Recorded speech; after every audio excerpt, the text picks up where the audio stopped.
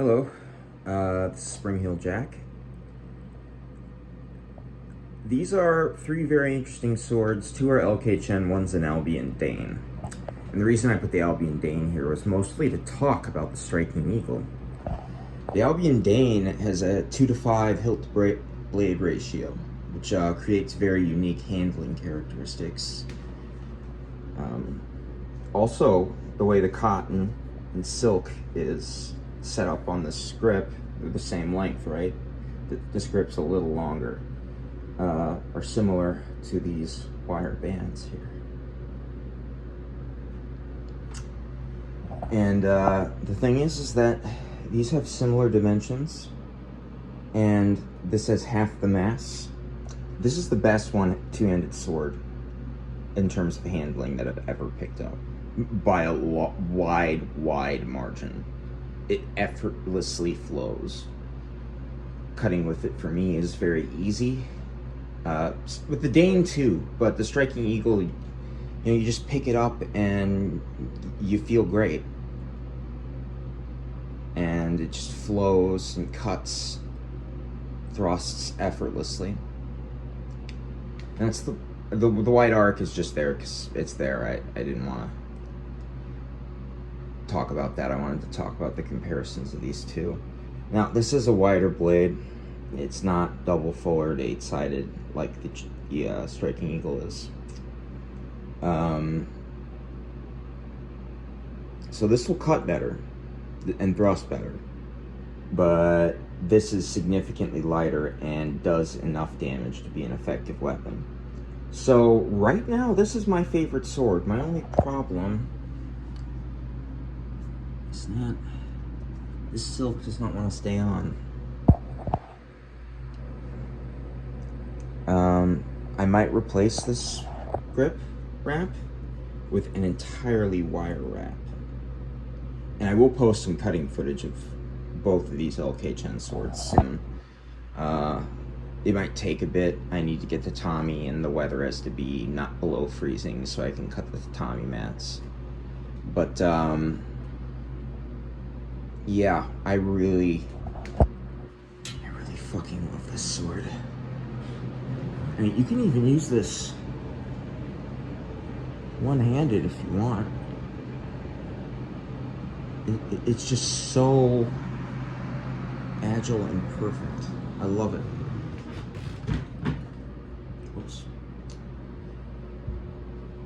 But, yeah, if you're thinking about, a lot of people are going through Roaring Dragon. I think that, they say the Roaring Dragon's grip cross-section is very thick. This has a perfect grip cross-section. I think the hexagonal is better, but for this sword, this kind of very flat oval cross-section grip is really perfect. And I think when I get the wire wrap done, it'll be even nicer. I hope it doesn't shift the balance too much, maybe, a quarter of an inch or so. Half an inch, depending on what I use. But yeah, I'm really impressed with these LK Chen swords, but one thing I really think they need to do is use epoxy or double-sided tape on their grip wraps. That would make them perfect to me.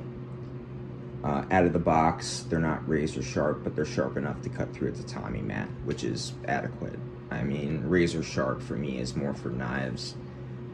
We don't have to cut through 4 layers of padded clothing like you would in the medieval period, so it doesn't have to be psychopathically extremely sharp, but it should cut paper, and it should shave hair off your arm, and these both do. The white arc and the Striking Eagle. So yeah, I've been having a lot of fun. This white arc, swinging this indoors is so fucking stupid, because when you use a one-handed sword, your reach is actually much more significant than a two-handed sword, because your body can lean outwards.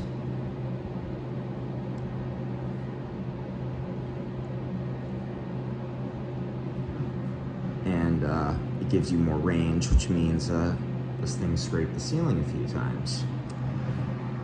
I don't mind. Gives my place character.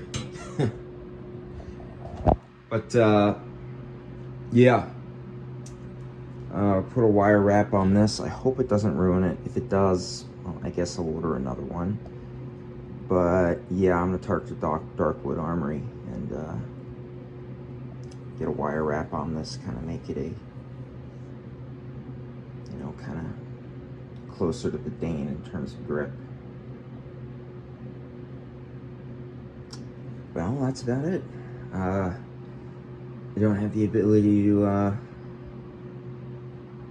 show any cutting footage at the moment, but I will when I do. But these LK Chen Ancient Jan, particularly this style, this chew, I really want the Magnificent Chew Jan. It's wider and it's one-handed. I really like the chew style blade. It's just very cool. 8 sides with 2 fullers, shallow fullers. It's just beautiful. And if you look at this here, the tip is kind of reinforced. Look how strong it is here. There's no fuller. And when you go down, and there's more of a fuller. And the fullers deepen as you get close to the crossguard. Interesting detail. But yeah, these two swords behave very similarly. This will do more damage, but I play with this more because it's more fun to play with. I think LK Chen, above all else, you know, it's like, yeah, they're creating one-to-one replicas of, you know, beautiful Chinese swords in a market drenched with cheap, faulty swords that explode and break apart and are gaudy. They're making historical recreations. He's China's Albion, basically. But the real thing about these LK Chen swords and why I can't fucking stop buying them, I have the Song Handao on my baldric. And the Song Handao is so much fun to swing around. And it's so sharp. It's a monstrous man cleaver. It's only for that. You know, it's not a fencing sword. Or a sword that you'd use for delicate swordplay, I should say.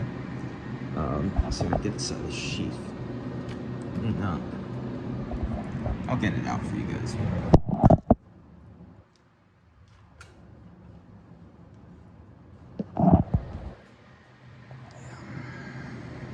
The grip is really wide. The silk wrap they did on this was very good, actually. A lot better than my Striking Eagles. But it has this weird, and it looks like a American Tonto point. I hate American Tontos, but I tell you what, I love this thing. So let's bring it out to the light. Very faint hamon. You can't see it because my fucking, I'm holding it the wrong way. You see, this always trips you because you think that'd be on the spine, but no, I need to remind myself that tells me where the edge is. There's a very faint hamon. You can see it, but I have a Maine Coon cat. So when I oil my swords, like, hair magically appears on the sword. So, yeah. But, you know, I think the thing about LK Chen is, that I like, is that they are just fun swords. You know, it's like they're not Albions, they're not Atrims, they're not cutting competition swords, they're not, you know, austere kind of businessy things, I guess. I mean, you could still really injure someone with one of these. I mean, if you hit someone in the collarbone with this, it'll go down to the heart. I am 100% confident in that. But yeah, it's just, I really love these. Let's see if this will fit on the table. No, it won't. It kinda does. Yeah, I want the Magnificent Chew, and supposedly they're working on a Meow Dao. And I have a Meow Dao as well. I'm not gonna go there and get it. But yeah, just lots of blade fun happening in my place.